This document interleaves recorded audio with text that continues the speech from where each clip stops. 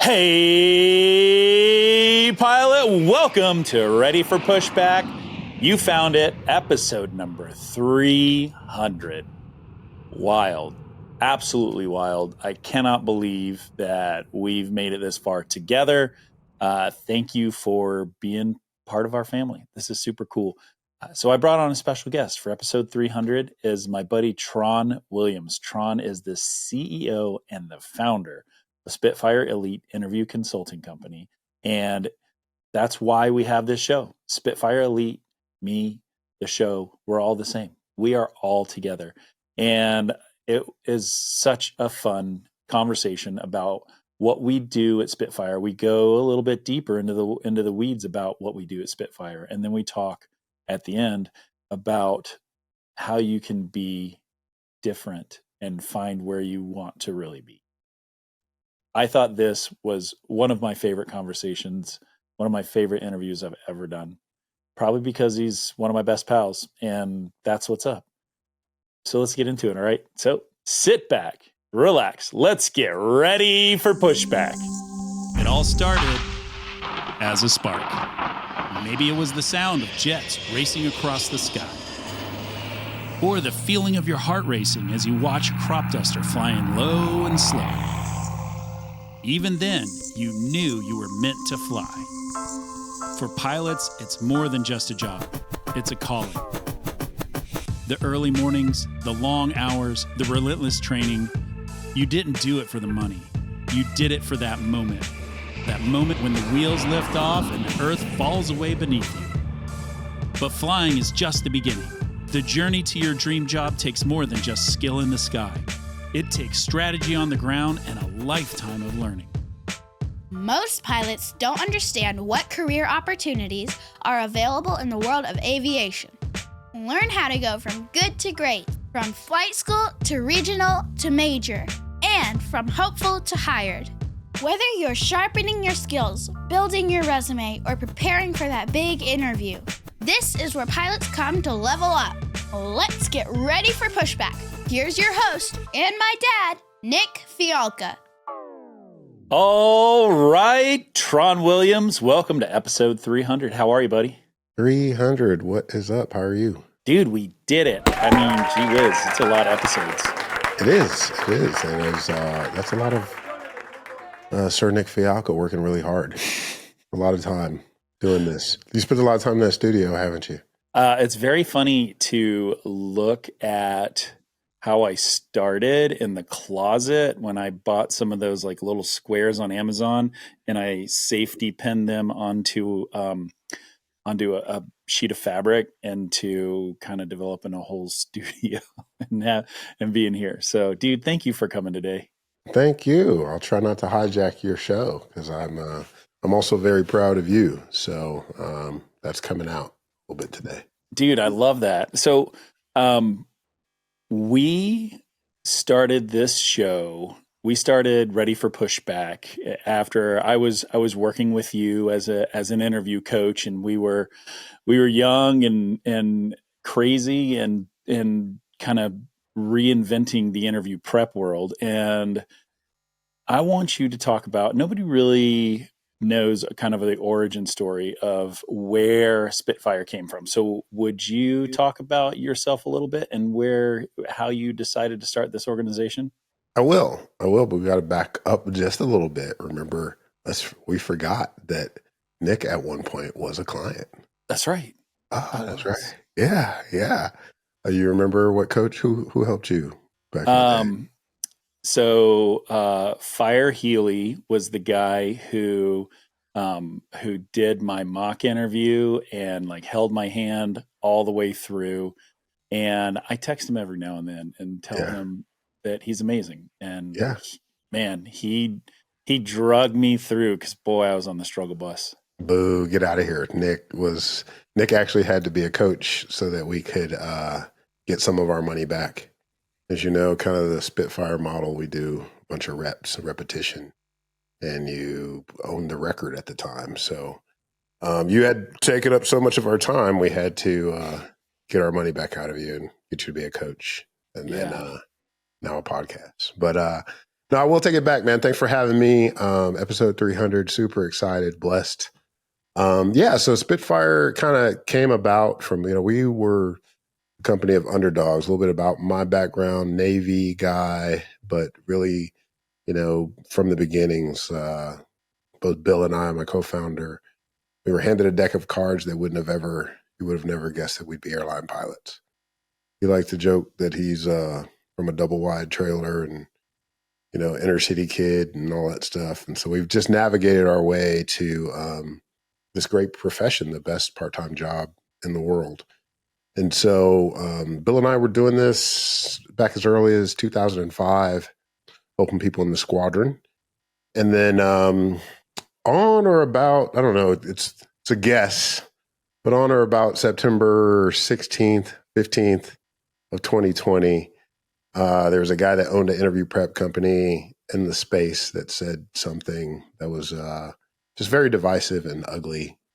And there was no question over whether that was hurt feelings or semantics, because he got some unpaid time off. And that motivated me in turn to start a company. It's not something we always talk about, but it's part of the story that motivated us to be an advocate for underdogs. And so that underdog, in a very male, white dominated industry, the underdog you speak of is, women, people of color, and English as a second language. And so we wanted to build what I liken to the strongest, kind of like a football program, right? Where you don't build a program off of the most talented 5-star. You have to develop your 1 and 2 stars and make them the best version of themselves. And then iron sharpens iron. And now you have a really good program. So you can't help everybody till you help everybody. And we built a company and an organization, a, fraternity, sorority, whatever you want to call it, of just very talented people that care about people. And it's significantly more about people and the you, unpacking who you are, because everybody can shoot, nihilist approach to minimums. So it's about the yous, who you are as an individual, and unpacking that, allowing you to tell your story, because that's going to make the difference. I agree. It does make the difference, because when you understand yourself, it doesn't matter what the question is. Mm-hmm. And that, I think, is the big difference, because I talk to a lot of recruiters, I talk to a lot of executives, and it is interesting because now people are asking, hey, did you do interview prep? Where did you do interview prep?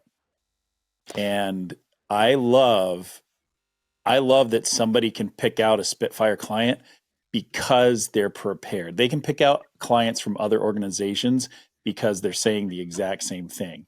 But when you find a Spitfire client, they can articulate themselves effectively to consistently score high on an interview.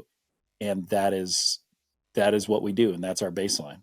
Yeah, that's the baseline. And, listen, it's a lot, right? You have to, one, you're not going to know, this industry is evolving, right? Like, there was a time when they wanted the 10,000 hour pilot, or so we thought. Then, there was a time when people were like, well, anybody can get hired if you have a pulse. That's never been the case, but different perceptions of where the industry stands. The truth of the matter is listen, there's a ton of people that can shoot an ILS to minimums. And then there's a lot that goes into being able to separate yourself. And then there's got to be a humility to the fact that, like, they don't have to hire you, company in Atlanta, Denver, Dallas, they get to pick who they want. And if I was building a company, I'm going to want a diversity of thought to start with, right? I need corporate pilots, military, people from all different backgrounds, men, women, children, because I'm going to have all of those. I have children fly, but I'm going to have all of everybody's fly on my airplane. And I want an understanding of those people to make that the best experience for them. So I think the best way for a person going into an interview process is to think like a CEO, right? If I was the CEO of this particular company, Southwest, Who do I need to hire?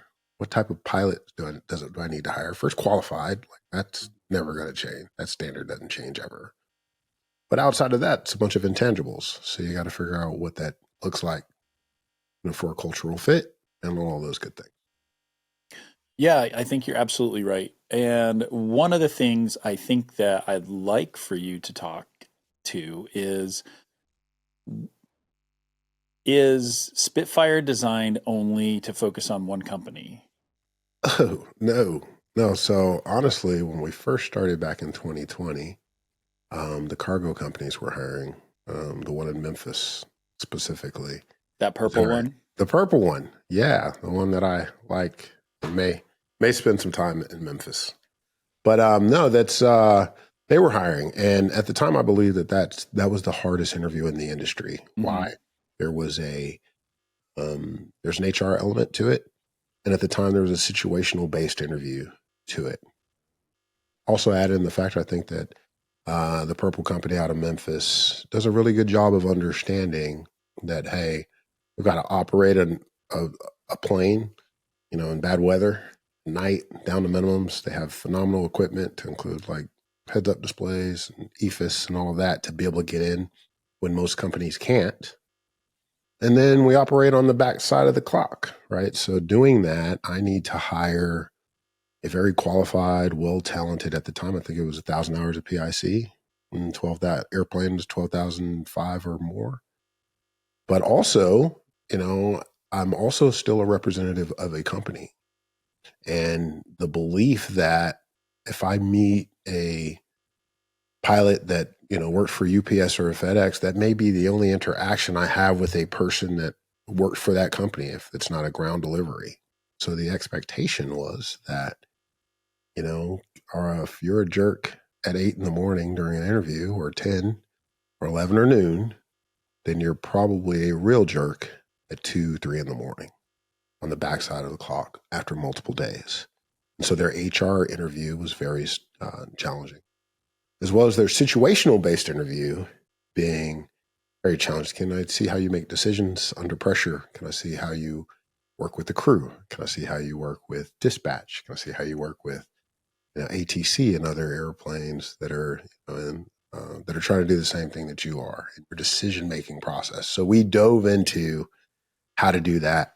Got people hired at a very high success rate, well above 95% doing that at the hardest interview. And so that's where we started. That's the baseline. That's the bottom floor for what we wanted to become.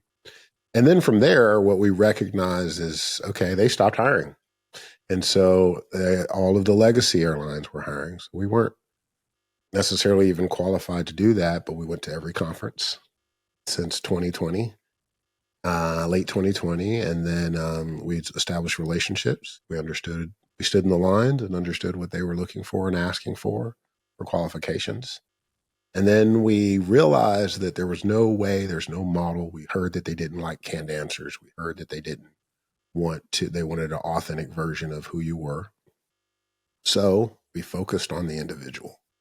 So we're not an American company or United company, Delta, anywhere else. We are the company that helps you self-reflect, understand who you are, understand the type of candidate that airlines want. And then we help you articulate your story. Yeah, I also do want to draw the line from the FedEx and the Delta and the United and the, et cetera, majors through the regionals and into corporate and over to fractionals, like all the different types of flying that you can do as a professional aviator, where you are going to interview for that job. I really think that a lot of people miss the fact that, like, you need to prepare. You need interview prep for that opportunity. That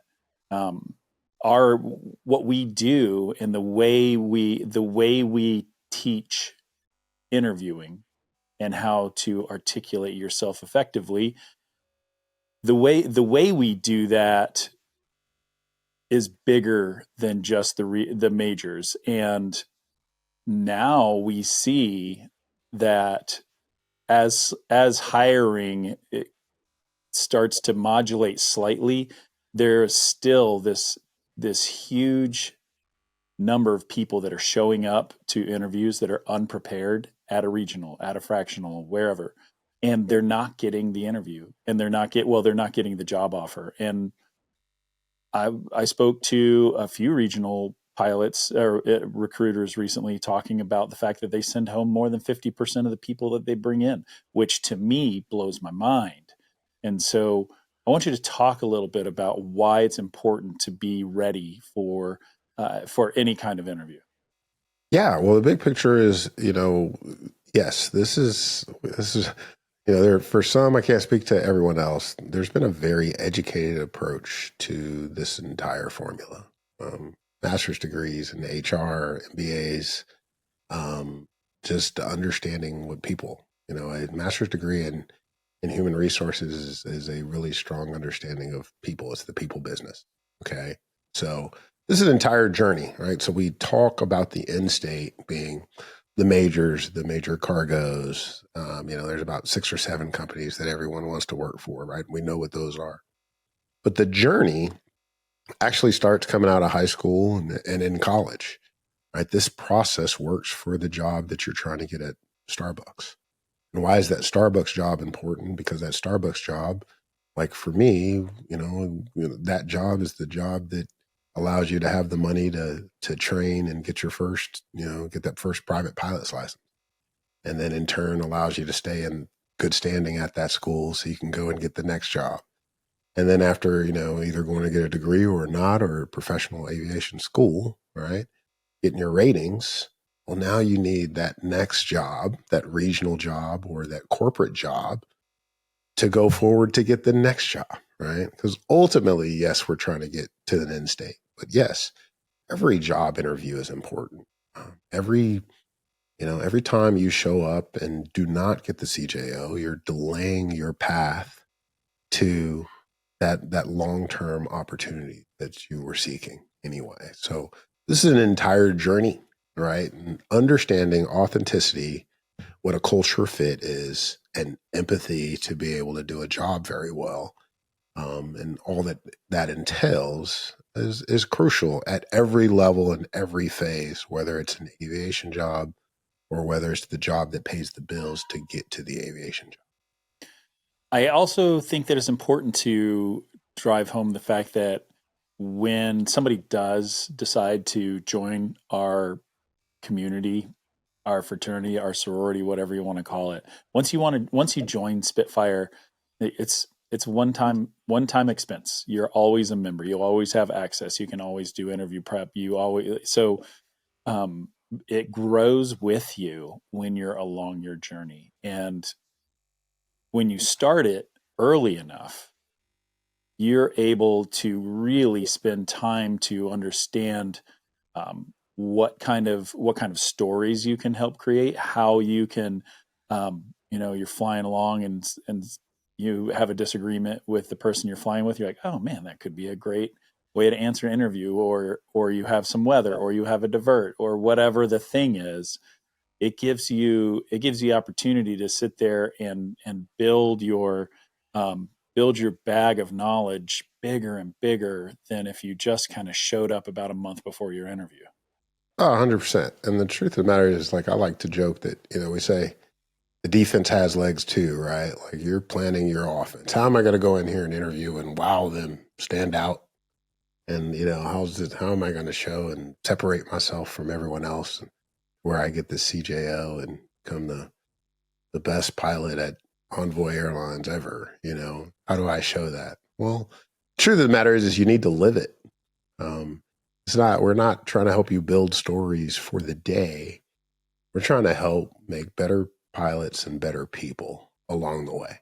Like, that's the important part. And if you start early enough and you hear or you see someone closer, you become, you're in the fraternity or sorority with people that are at their end game, getting ready to interview at the majors. They have developed stories throughout their career, and you get to see what good looks like, right? Iron sharpens iron. So now, as an early aviator, I can see where I need to be toward the end, and then I can start to build those type of stories and experiences myself so that I live it. So that part about the defense having legs too is that interviewer is not just looking for the person that can tell the story of the time that they provided phenomenal customer service or went above and beyond. They're looking for the person that truly actually lives that, because you're answering a question. Oftentimes, would it tell me about a time? The whole idea of a previous behavior being an indicator of future performance, right? But ultimately, I want to be able to sift through and hire the person that lives that as a model. If I provide good customer service, that is not the one time I did it at the airline. It is the tip that I give. It's the courtesy that I give to the Uber driver. It's the respect that I showed at the hotel. It's just a way of life. That's how you truly separate yourself. Everyone else is just pretending. And the people that pretend, for the folks that are talented within HR, and there are very talented people that are kind of the gatekeepers to these opportunities, they sift you out. And so coming to learn within the last minute is not the right idea. Learning and seeing what good looks like early and living that for 4, 5, 10 years will help you really show up confident for the interview. That's where we'd like to start catching people and getting them in the Spitfire family. Yeah, absolutely. Right now, we're in the fourth quarter of 2025, and typically there's a decrease in people all the way around. There's a decrease in hiring. There's a decrease in interview prep. Sometimes there's a decrease in people listening to my show. Why is now? I want to answer this too, but why do you think now is the time, like a great time to sign up and be part of the team? Well, being part of the team when everyone else is sleeping, right? We're big on sports here at the company, and the Kobe Bryant Mamba mentality. We have a webinar about that as we're kind of talking about that, right? Kobe Bryant worked out and trained at 4 a.m. And then he worked out and trained again, something around 8. Then he had his practice. And then he went again about 4. And then he went again about in the PM, right? He did that in the off season. So this is kind of the off season that you're talking about, right? This Christmas, Thanksgiving time, right? And his idea was that if I practiced that much in the off season over 4 or 5, 10 years, 15 years, it wouldn't matter how people train in the future, they'll never catch me. Right. So this is the opportunity to win those games in the off season. I think we're getting ready to watch some football and see the college football playoffs, the NFL playoffs. Those games aren't won on Sundays. Those games are won in the off season. So this is the off season, which is the best time to prepare. But there's no off season for Spitfire. So the expectation here is we'll have the same number of webinars and PICs, opportunity to train and get better. Answer the question, self-reflect, know your why. So this is the time to get in there and do it when everyone else is eating turkey. Because then when it ramps up again, it's going to be go time. And people won't be able to catch you. Yeah, there's a lot of peace of mind that you get to deliberately prepare on your own terms. Because if you already have the invite, your prep is now on their terms. And so you can only do what you can do if you've got 3 weeks to prepare or a month to prepare and or less. Good Lord, that's so stressful to me when somebody shows up. Yeah. The thing is, you've been preparing your whole life, right? Like literally, I don't understand it. I love my peoples. Those pilots were procrastinators and all that stuff. And I put myself in that category too, but I prepared. I did this for a living, but I started preparing for my job about 2 years out.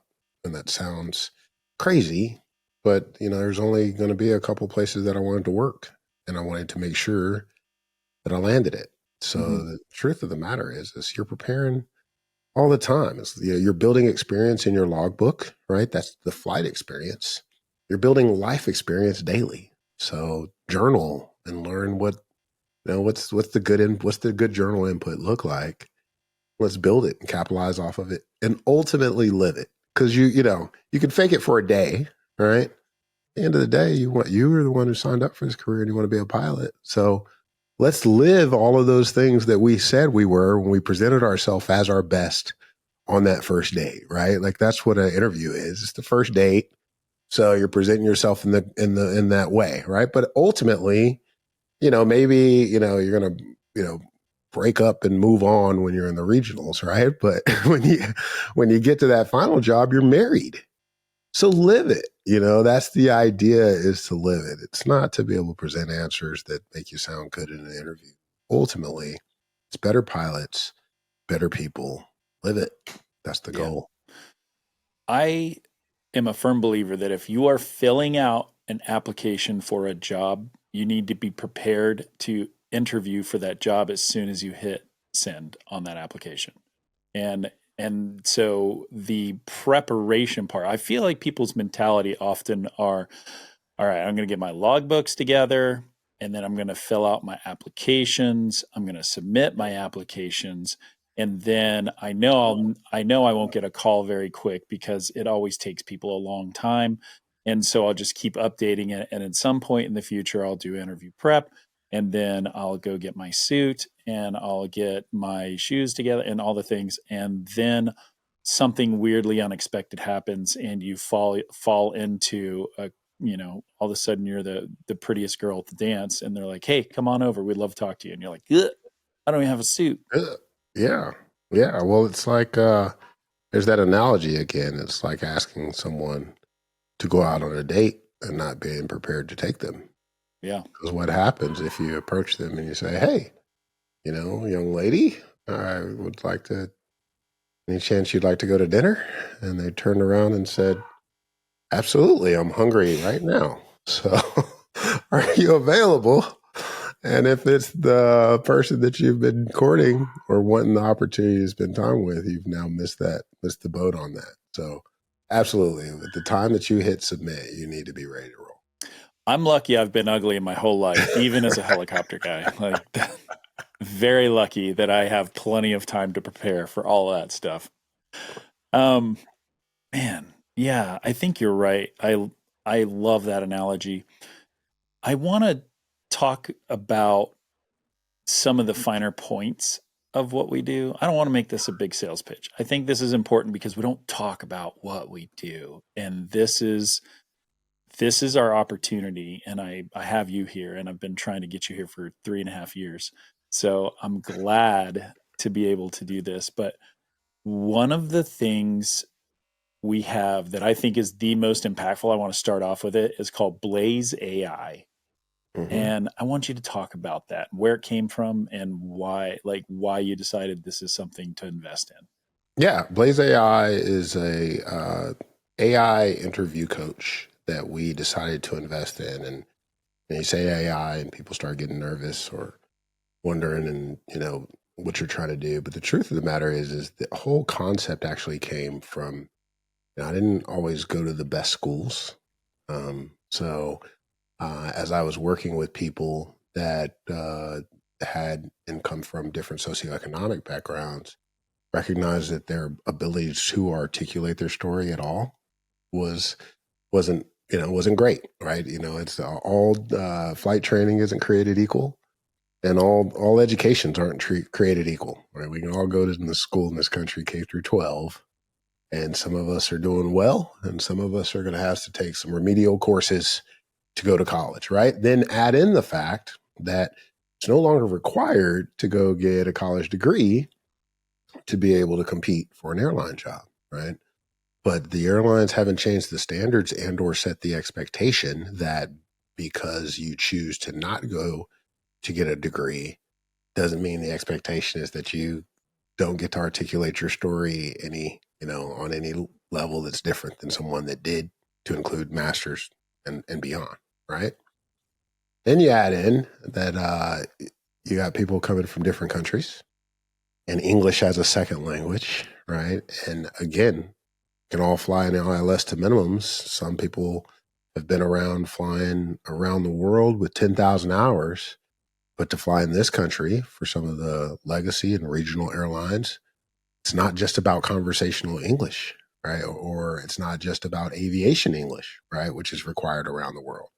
I've got to be able to tell my story to the person across from the table, and that person may ask me a question and verbs, adverbs, and now like just being able to take that information, reprocess it, and communicate in a way that's strong. I need to be able to do that. So that was where the Blaze AI came in. We invested at the time about $75,000 in being able to have people practice and work on their own. At Spitfire, we are unapologetic about getting people to be bold and be able to have these conversations in group settings to train on their own. We also wanted to give them another place where they could practice the 24 hours a day, right? Because it just, the thing that was important for me as the CEO of the company is I just wanted to be able to level the playing field for everyone. And if you didn't have the time to be able to get in on a session that was at 7 o'clock because you're flying and you work a second job or you have a wife and kids and all of that, I wanted to give that person the same resource to be able to try to train and prepare on their own time. And that's what Blaze AI allows us to do. It's not AI technology that you see now. We actually trained it. It was actually trained by one of our coaches. I'll give him a shout out. And but big picture, we have a coach that's been with us and works kind of with us on a full-time basis, pilot and the whole nine.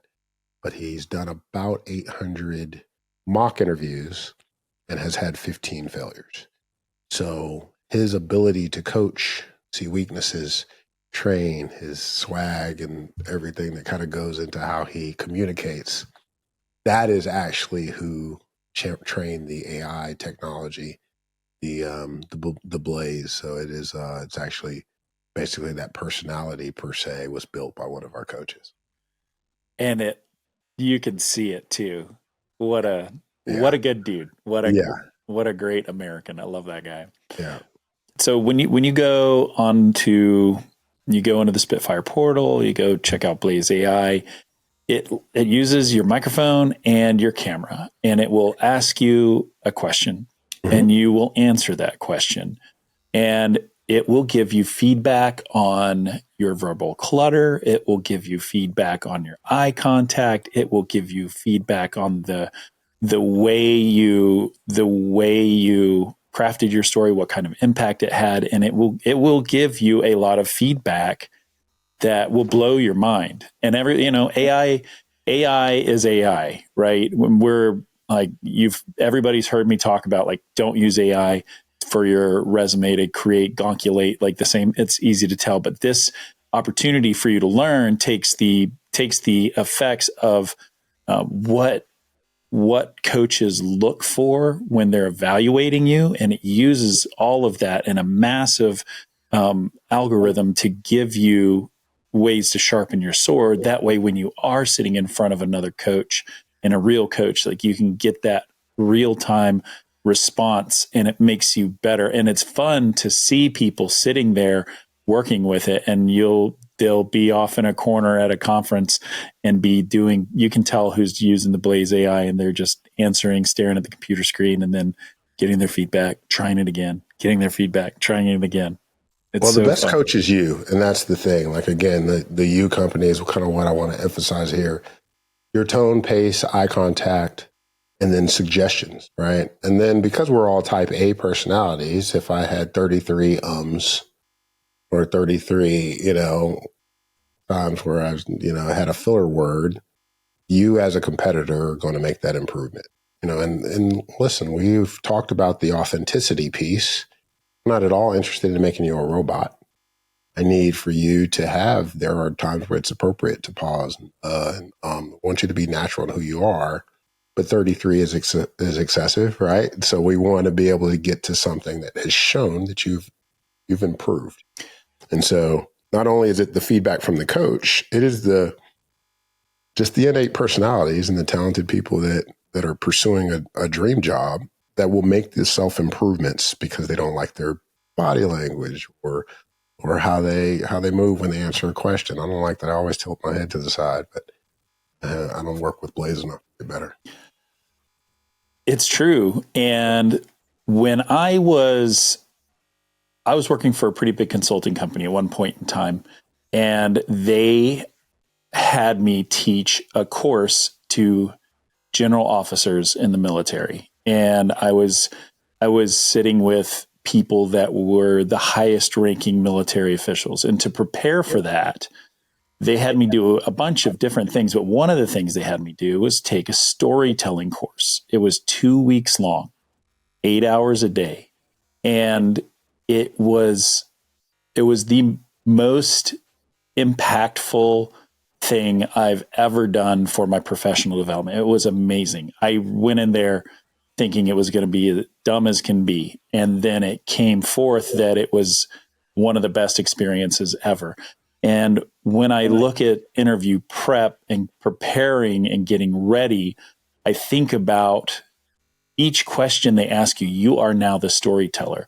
And so if you want to deliver an effective answer, go listen to some TED Talks to prime your pump. Go listen to the Moth Radio Hour. Go listen to beautiful storytellers like Garrison Keillor or something like that. Somebody that tells a story with impact and that delivers something with emotion. And if you can do that, you'll capture the people that are evaluating you, and they will lose themselves in your conversation. And it can happen, and it does happen when you have an effective coach.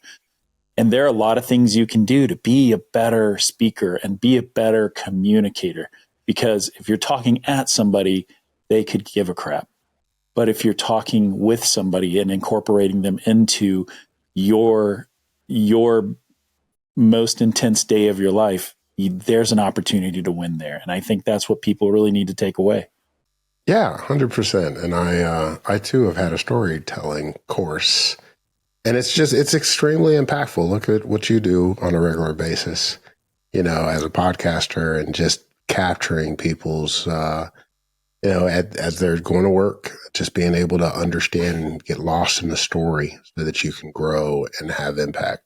And again, like, as I say, like, you can minimize it all you want, but at the end of the day, truthfully, we go and we fly all these hours, all the clearances collected, all the walk-arounds, the crappy weather days, at the end of the day, everyone has very similar qualifications. And if you truly ask yourself what the separator is, whether I get handed that conditional job offer or not, comes down to 7 or 9 questions and maybe a situational based interview. All the people that are qualified, I don't know, them 20,000 applications within the major airlines is probably safe. Yeah. A safe estimate, a lot of duplicates among most, but probably about 20,000 maybe qualified pilots. The difference is 7 to 9 questions. So being able to answer those questions with a story, with authenticity, being a culture fit, providing empathy and or anything else that the company is looking to provide to see in a pilot, that's the difference maker.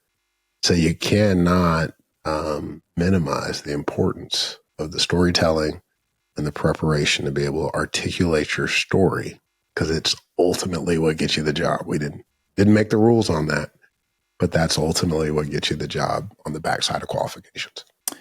It's true. It absolutely is. And it doesn't matter if you're a boy or a girl or what you look like or what you sound like. It just matters how you can effectively communicate, because everybody knows that you are an excellent pilot. But you have to prove that you are part of the team. And when you are, they want you. If you're not, they can smell it. And that's where you have to perform. Yeah. One of the things that we do, my favorite time of year happens about 7 or 8 times a year, is we go to the conferences. Well, like, I go to the conference because you invite me to come to the conference. And you have decided that you have set this company up we're going to the conferences, and we are going there to give support to the people that need it. So why are we at the conferences? Well, first of all, from NGPA at the beginning of the year to Women in Aviation, the Pilot Network, PAPA, LPA, OBAP, then RTAG. I think that's all. I think all 7. We do 7 conferences a year. I hope I don't miss any. I think we got them. I got them all. We do 7 conferences a year. I'd like to add one more going into 26, maybe Oshkosh, just for fun. And then maybe Sun and Fun after that. Yeah. The service organizations are doing something amazing for people. And, this is my plug for it. I don't have any financial motivation or anything else to put the shot out to the conferences, but they do something amazing. For a person like me, OBAP and Tuskegee Airmen Incorporated at the time gave what they called discovery flights. So all of the, doing a discovery flight and getting an opportunity to get in an airplane at 15 or so, get you the bug, having opportunities to learn. OBAP, for example, does explore aviation, like for kids, I believe, are in high school and younger. Just getting people exposed to aviation is super awesome. So you take the service organization that's doing that for different demographics, right? And people that may have not gotten the opportunity to get exposed to aviation, whether it's maintenance, air traffic control, or flying, they're doing that, right? So the money that these organizations, are able to raise, they're doing great things for it. And additionally, when you fly airplanes at an airline, whether it's a regional, corporate, you're going to fly the everybody's, right? So it's also a really good opportunity to learn about different cultures and be able to understand the challenges and or just the historical background of how people got here. If you really care about people, getting to know people's origin stories and backgrounds is really awesome, right? It may help you relate to them culturally. We're a nation of different cultures, and you can either embrace it or you can discourage it. But I tell you, we're all here. We're all from different places, and so it's awesome to be able to do that. So that's the great part, to get involved culturally. Secondly, the airlines think it's extremely important. So all of the majors are there. Almost 90% of the regionals are there. The corporate companies are there, and they're all there. So you're getting a chance to see and interact and rub shoulders with them. So I'm not a fan of, look, this is not a Spitfire plug at all. This is, if you're interested in going to a company to help you with your interview prep or just to get some mentorship or some consultation, where is this company getting their information from if they're not going to the conference, right? It is 7 times a year we get to get professional indoctrination into what's going on in the industry, into what is particular about that particular company, getting to learn more about that cultural fit thing that exists there. So, information, getting the information on a regular basis throughout the year is integral. There's no way that we can call ourselves professionals, or even our opinion is no greater than yours if we're not there having conversations, going to the briefs from these companies. So what you can expect from at least us is, if we've said it, we didn't make it up. We got it from the company straight from the source. And so that's important to be there.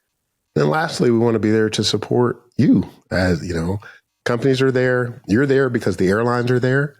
And so when the airlines are there and you're getting an opportunity to compete for a conditional job offer, or you just want to figure out how to handle this meet and greet, we want to be there to be able to walk you through it. If we want to help you walk around with the best looking resume, we want to help you answer some last minute questions on your application. We want to make sure that, the company, the culture of the company is we're going to have a WhatsApp group chat. We're going to look you over. We're going to have a place for you to put your bag. We're going to make sure you don't have any stones in your nose before you're walking around. And we're going to make sure we help you get the lint off your jacket before you go and do that meet and greet. And then we're also going to have a social, and we're going to get to see some of the bros and the young women that we've had the opportunity to work with in the webinars virtually, and come together and be able to fellowship and make the most of our time together.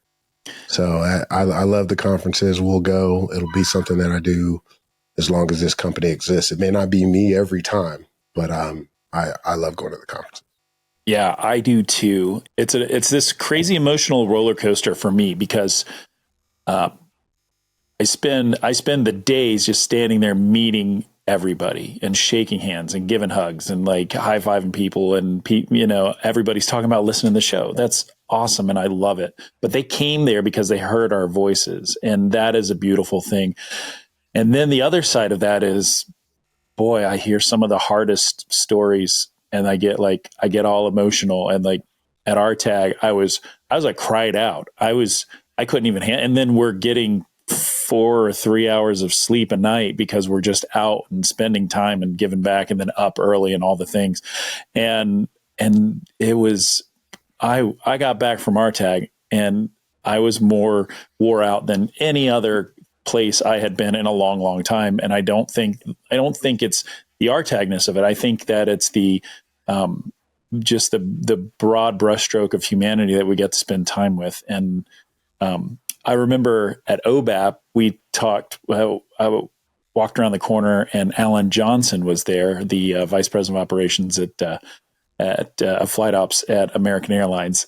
And I had just done that interview with Dina and Alan, and he said, I have been a ghost at every convention and nobody talks to me. And now I can't go outside. Every time I turn around, I can't go 3 steps without somebody saying hello and saying they listen to the show and that they got all this great information out of it. And it's really fun to see that the people that have massive influence on that make the decisions for our chosen career and this entire industry are the people that are there as well and that want to give back and want to see it. It's a really great thing.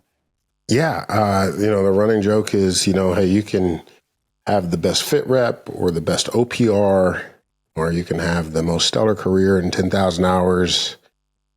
My money's on the person that meets the right person in the elevator at a conference.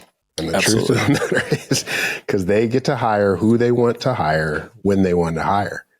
And so their interaction with you at a social, at a meet and greet, at your interview, it creates opportunity. And, I'll be honest, like I like to laugh. I feel like American is a little bit dramatic and not in a negative way, but they just like to surprise and, they do it big and they show it off. Yeah. They like to surprise and reward people in a way that's just very unique, Yeah. Their team over there has just done a great job of just keeping people, because they hire at every conference, there's always a chance. You've got a chance. And it is legit a lottery ticket. And sometimes they hire the person or persons that, you wouldn't have necessarily thought were going to be the ones. And so that's always a lot of fun to watch, fairly emotional to see it happen. I think they do a good job of rewarding people. We had one client that had been to like 7 or 9 conferences, right? And just, qualified, worked hard, but, there were times that weren't his time. And It's always fun to see that person that's grinding it out, that we see all the time. And man, I really would hope they get a chance or hope they get hired this particular conference. It's not always when you think they should or, based off the qualifications that you think they have, even though we've seen and read the book thousands of times or so. But where it's really awesome is when American decides to do it. It's always kind of the right time and in God's time. So I just, it's a lot of fun to see and watch that experience happen.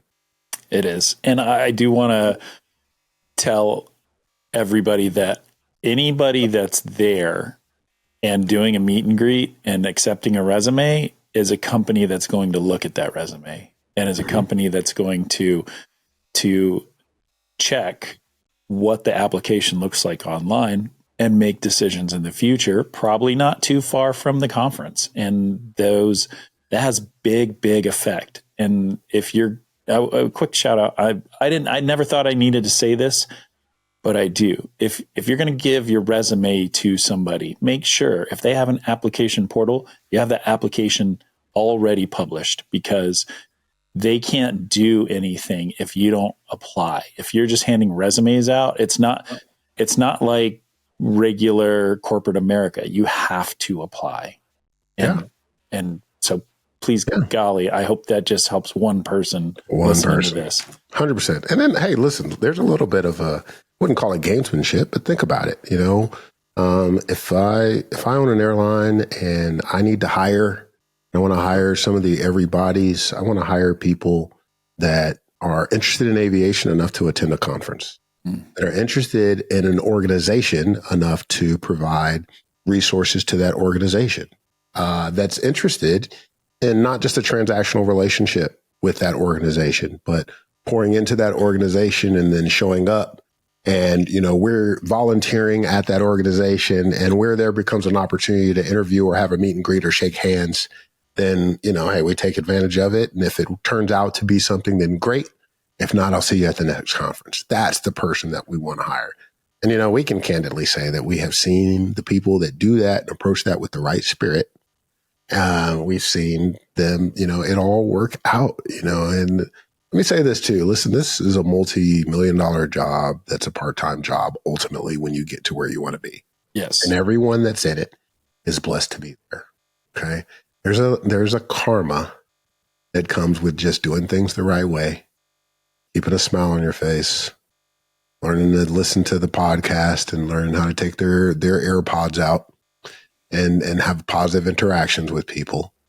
And there's just, you're living it, right? It comes back down to living it, right? If you're out there, if you're under the sound of my voice right now, I'd be remiss if we didn't say this. If you're under the sound of my voice right now and you're grinding it out and you're working and you're flying your butt off and you don't understand how you haven't gotten a call, come be a part of an organization. Doesn't have to be us. Be a part of any organization where people are living it and doing the thing, right? Surround yourself with the people that are doing the things. There's a karma, there's an energy that rubs off, and I promise you things will change for you. But you can't, if you're doing it from a transaction, I just got 1 hour, I got one more hour than the person that already got a call, right? If you're approaching things from that aspect, it's not going to work out for you, and you're going to be frustrated because the person that just lived it, that's doing the things on a regular basis, that's gone online to look at what that company's core values are, and they're living those so that they're part of their personal ethos, you know, and that could give you a million stories for the time that they went above and beyond with customer service, for the time that were able to, you know, navigate through a conflict resolution, for the person that can passionately tell you their why, for the person that can talk about, you know, diversity, equity, and inclusion, and simply be able to say, hey, I've got to include the flight deck. I've got to include the ramp agent, the people in the back. They may all have different backgrounds, and I can bring all of those people that have important jobs together through diversity of thought and make a sound decision for us as a group. And I can include everyone's feelings and all of the things to make a sound decision to fly an airplane and represent a company in the way that makes them proud. That's the person that's going to get the job. All the other people that are just trying to do, you know, just the one thing, and, you know, I just hit the qualifications. Why didn't they call me? It's just not going to work out. Sadly, those people are not listening to this show. I know. Like, we're just talking about the piece. So if you are listening and you're in the car, doing whatever, like, who is that person in your life? And go share this. Like, send that show. Like, tell them, like, guy, get off of what you're doing and refocus. Like, send them my email. Happy to talk to them. Like, we want the community to be greater than when we started. Yes. And that's so important, because everybody that's going down the path of putting up with all the bullshit of going through flight training, going through some crappy job, or going to the military and going on crappy deployments, or whatever you're doing it you're doing it with the future in mind, and you're doing it because you love it. So like love it harder and love it more. And so include those people who might not be focused and listening like you are. That's what I think. Absolutely. And like you touched on it a little bit, when we started this thing, as a Navy pilot that did, 13 years active and 21 years, I did not want my daughter to be a pilot. And that was part of the motivation. I just didn't. Daughter is a woman of color and female. I hadn't seen many examples where the flight deck was a safe enough space for her as an individual. So as a dad, I just said, okay, let's do something different. I can say that, along with this community, about 5,000 hired pilots since then, maybe more. We did 2,000 plus this year or something like that. I don't know. I would want my granddaughter to be a pilot. And so the thing about better pilots, better people, it matters. And that's why on my off days, I try to go to conferences. On my off days, I enjoy being here. And I don't know if we'll get to it later, but I think when we talked about doing this years ago, before you started the podcast, Nik Fialka, I knew your personality was such that you would have a positive impact on people. And I wasn't sure if this was something that you wanted to do. But I thank you for being willing to have the broad shoulders and be tall enough, stand above a room, because you are like 6'4", 6'5", tall and goofy. But man, you have had a positive impact on people. Black, white, yellow, green, gay, straight, and the way you carry yourself as an individual and walk through an airport and just find yourself as a chameleon that's approachable and lovable to everyone in the world is a very, I'm proud of you. Proud of you as a person, dad, father, husband, brother in Christ, all of that. So salute. Amen. It's funny. I remember being on the phone with you because like my focus, once I started coaching, my focus was like, because we were young, we were pretty new. And I was not, I'm not the original OG cadre, but I've been here longer than almost all the other coaches, except for like Sean and a couple others. But we had a lot of things we had to do as far as a business and how we could grow. Like we didn't have like the Delta United American courses, like the dedicated courses yet. We were thinking of those and we're thinking of the things we could do and thinking of what is out there that's missing and what can we give? How much more can we give? What else can we do? And one of the things I remember talking to you, like I said, dude, you need to start a podcast. Like that's one of the things that we can do that doesn't cost very much, that we can give back, and people will appreciate it. And I'll never forget, you called me and like a couple days later and said, "You're right. So you're starting a podcast." And then you sent all this gear to my house, and we just, I recorded 5 or 6 episodes, like solo shows, and deleted them because I thought they were so bad.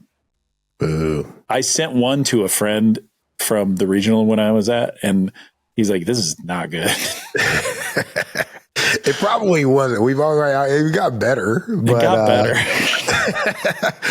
But listen, and look, we still have growth. But man, at the end of the day, we were doing things that we thought were just the right thing to do. And so that's how I circle back to, like, man, this is a great job when you get there, but true, this is not an industry that you want to go into if you just want to be transactional.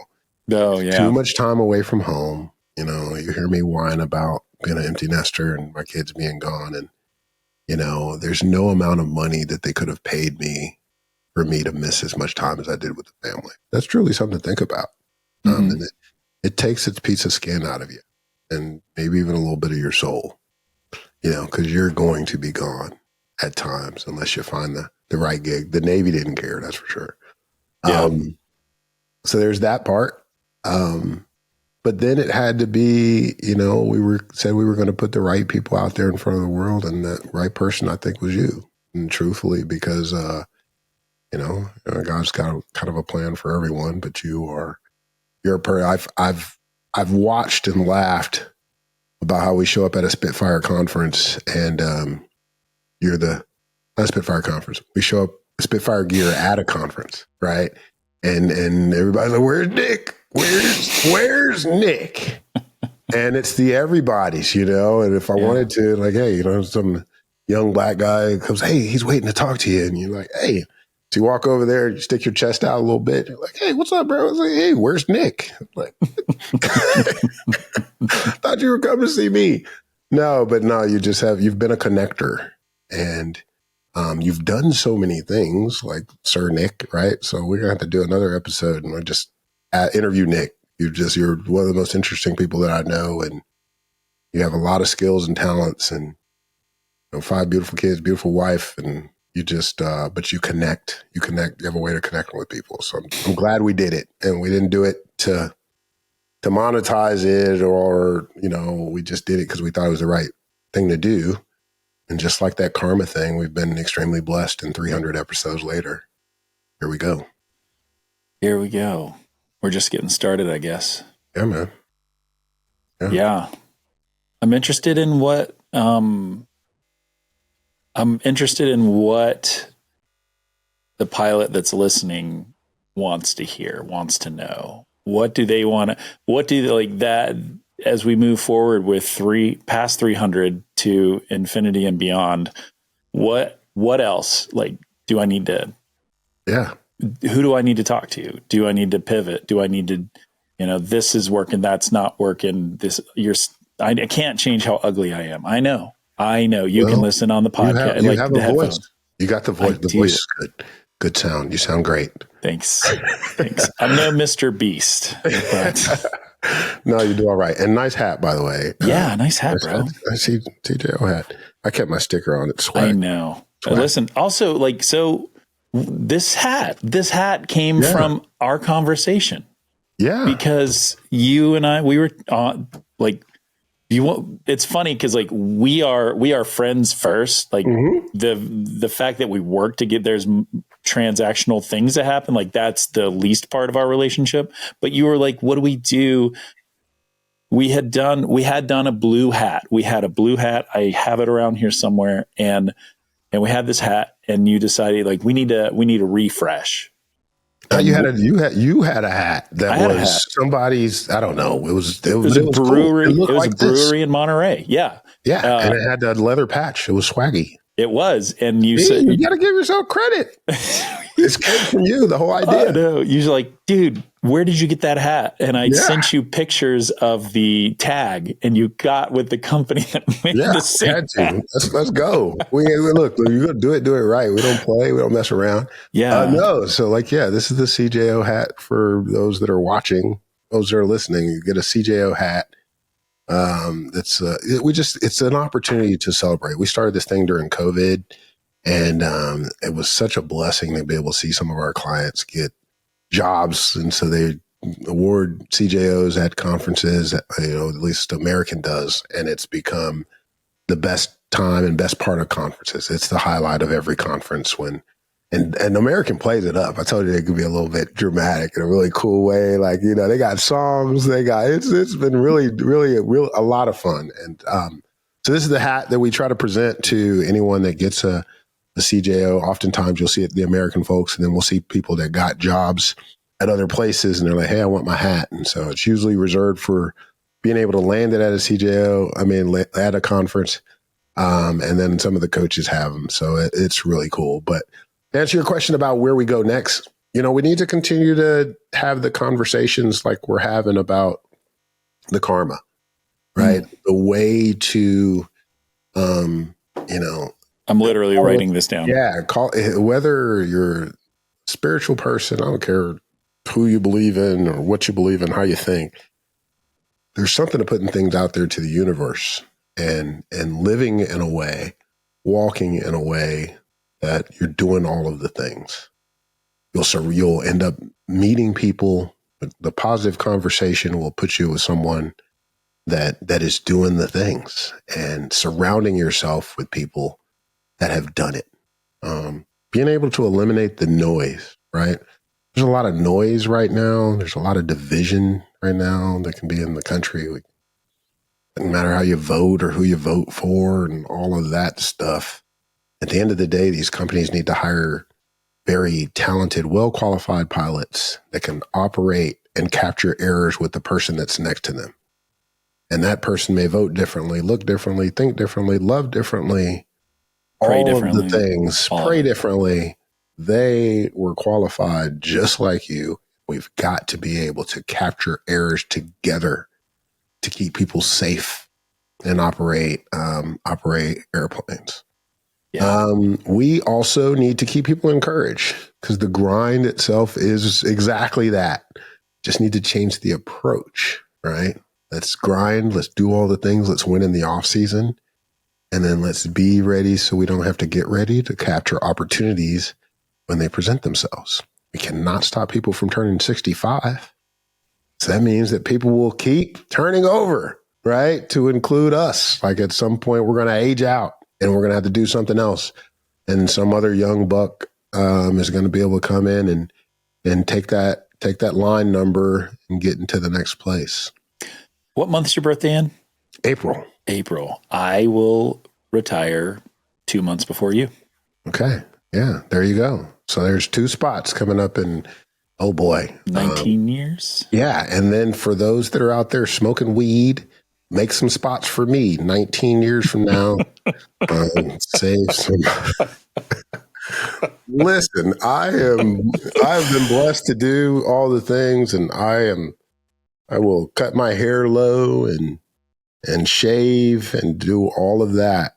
But when I get a chance to make a choice and do things my way, I'm going to grow some dreads if I'm blessed to still be able to grow hair. About 15 earrings, maybe a nose ring. I would like you to be in a reggae band. Let's go. Yeah, let's go. It's good, man. Listen, I appreciate you. I appreciate this business that you started. My family appreciates you. My kids love you. Thanks for making this important show for me the best. I'm so thankful for you, buddy. Man, I appreciate you. So let's do this as a favor to me. Let's not wait very long. I don't care if it's 3:01 to do an interview with Nik, and I want to ask you some questions, like, because truly listen. I believe that the best episodes on the show aren't necessarily having me or the CEO of any company. I think it's when Nik gets to talk about just being a person. And I think that God has uniquely blessed you with a way of telling those stories. And so you've done 300 episodes and shared, your vision and time about who you are. But I think that the people that listen to this show deserve an opportunity to get to know a little bit more about you. You're a humble guy. Just thank you for serving, because it does takes time away from your families. Last thing I'll put out there to everyone else is, it's not original, but I don't think they pay us for flying airplanes. Flying airplanes is fun. They pay us ultimately for the time that we spend away from our families. So over the holiday season, hold them near and dear, close to your heart. Not promised tomorrow. For the people that lost their lives and the people affected by the UPS crash, my heart goes out to all of them. This is a hard job because of the time you spend away from your family. If you get a chance to talk to me, all you'll hear me talk about is the time I lost with my kids. And so I'd ask for you guys to embrace every opportunity to come home and to be vigilant in this job, because sometimes if you're not having your best day, you cannot make it home. So blessings to the group under the sound of my voice. And thank you, Mr. Fialka, for being who you are, my dude. All right, pilots, that's a wrap on this episode, and I know what you're thinking. You need to make yourself a little bit better. So how do you make yourself a little bit better? You tighten up your resume. So here's what I want you to do. go over to my website, spitfireelite.com/podcast, and you can download my free resume template. It is tight, organized, and it's the perfect pilot resume. It's just something I like to do for the pilot group, and it is free to use. So go over there, spitfireelite.com/podcast, and download your free resume template. While you're over there, look at all the services that we offer. Lots of great interview prep, lots of great application review. Everything you need to be a professional pilot is right there. spitfireelite.com/podcast. Thanks, and I'll see you on the next episode. This podcast is for informational and entertainment purposes only. The views expressed are those of the hosts and guests and do not constitute professional advice. The producers and sponsors make no representations or warranties regarding the accuracy, completeness, or applicability of the content.